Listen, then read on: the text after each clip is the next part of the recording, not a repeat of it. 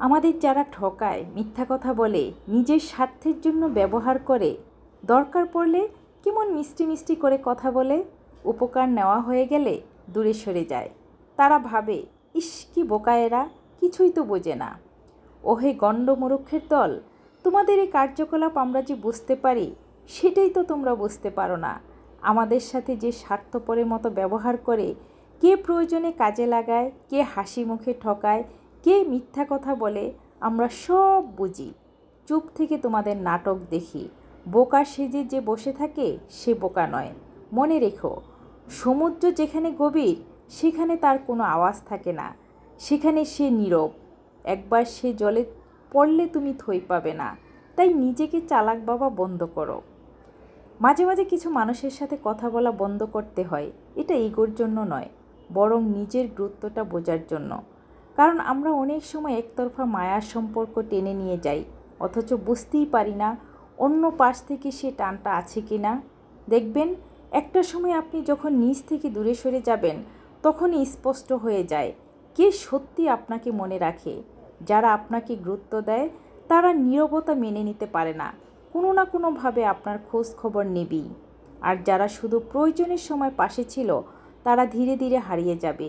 এই নীরবতা তখন আপনাকে বুঝিয়ে দেবে কে সত্যিকারের আপন আর কে ছিল শুধু সাময়িক সময়ের জন্য প্রিয়জন। হ্যালো ভিউয়ার্স, আসসালামু আলাইকুম। আশা করি সবাই ভালো আছেন। আলহামদুলিল্লাহ, আমিও ভালো আছি।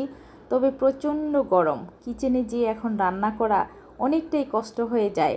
আর আজকে বাহিরে যাইনি, আপনাদের ভাইয়াকে দিয়ে সবজি আনিয়েছি। ডাটা নিয়ে আসছে, সে ডাটা নিয়ে আসার জন্য বলেছিলাম।